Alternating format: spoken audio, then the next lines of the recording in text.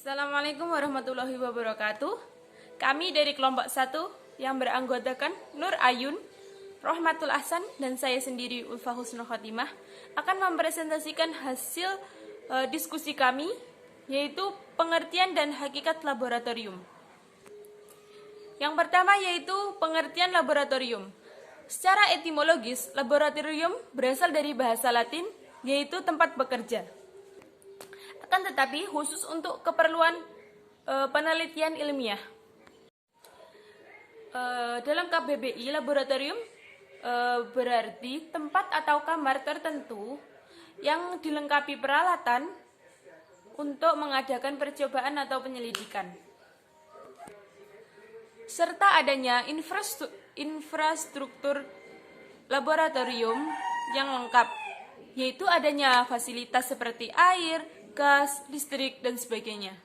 Saya akan meneruskan presentasi dari Mbak Ulfa mengenai hakikat laboratorium di tingkat SMA.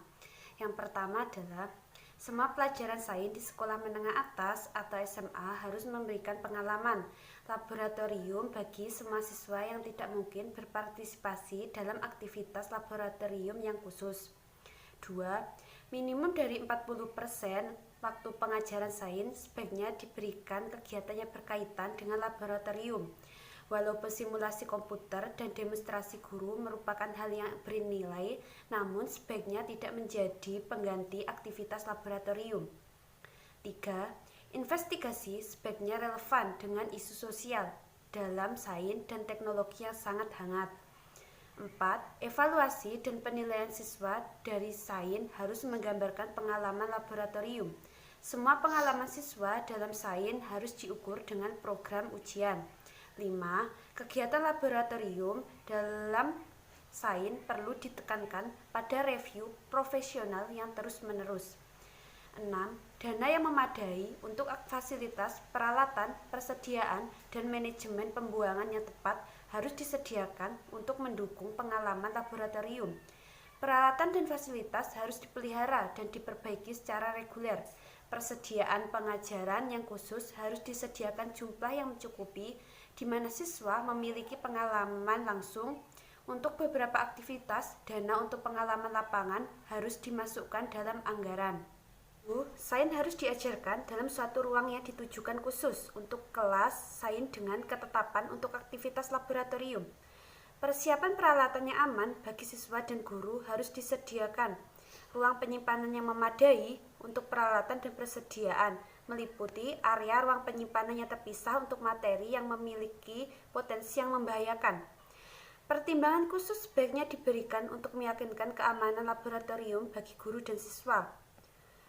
Akomodasi juga harus dibuat untuk komputer dan peralatan elektronik lain untuk memudahkan akses bagi siswa menggunakan peralatan tersebut sebagai alat laboratorium.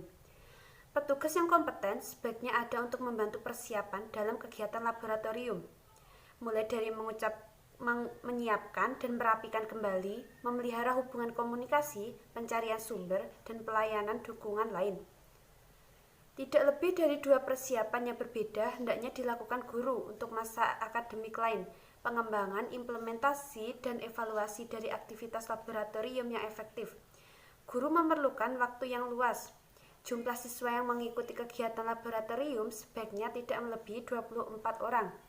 Siswa dan guru harus memiliki akses yang dekat untuk menjadikan lingkungan belajar yang aman dan efektif. Selain hakikat laboratorium, terdapat fungsi dan manfaat laboratorium sebagai sumber belajar. Pada pasal 43 Keputusan Menteri Agama Nomor 17 Tahun 1988 ditetapkan pula fungsi laboratorium untuk 1. Menyiapkan sarana penunjang untuk melaksanakan pendidikan dan pembelajaran sesuai dengan bidang studi yang bersangkutan. 2. Mempersiapkan sarana penunjang untuk melaksanakan penelitian dan pengembangan sesuai dengan studi yang bersangkutan. 3. Sedangkan menurut Soekarso, secara garis besar, fungsi laboratorium dalam proses pendidikan adalah sebagai berikut. A. Sebagai tempat untuk berlatih mengembangkan keterampilan intelektual melalui kegiatan pengamatan, pencatatan, dan pengkajian gejala-gejala alam. B. Mengembangkan keterampilan motorik peserta didik. Peserta didik akan bertambah keterampilan dalam mempergunakan alat-alat media yang tersedia untuk mencari dan menemukan kebenaran. C. Memberi dan memupuk keberanian untuk mencari hakikat kebenaran ilmiah dari suatu objek dan lingkungan alam dan sosial. D. Memupuk rasa ingin tahu peserta didik sebagai modal sikap ilmiah seseorang calon ilmuwan. E. Membina rasa percaya diri sebagai akibat keterampilan dan pengetahuan atau penemuan yang diperolehnya. Presentasi selanjutnya akan dijelaskan oleh Mas Ahsan. Jadi selain yang disebut Mbak M di atas, sebagai sumber belajar laboratorium juga memiliki peran yang penting dan bermanfaat dalam pencapaian 3 tujuan pembelajaran, yaitu yang pertama keterampilan kompetitif. Misalnya peserta didik melatih agar teori dapat dimengerti dan agar teori dapat diterapkan pada keadaan problem yang nyata.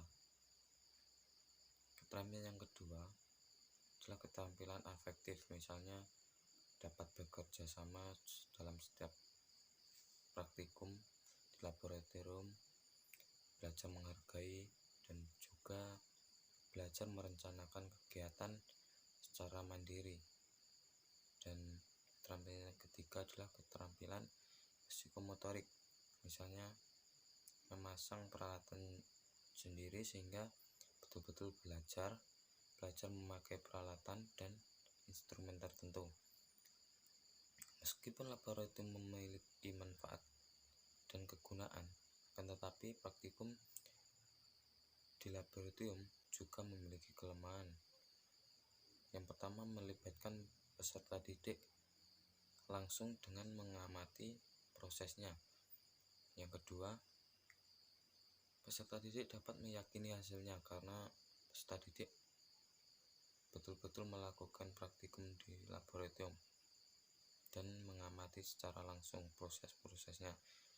Untuk yang ketiga, peserta didik memiliki kemampuan menggunakan alat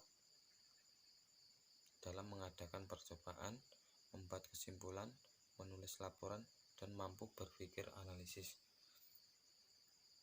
Untuk yang keempat, peserta didik lebih cenderung menyukai objek yang nyata di alam sekitar.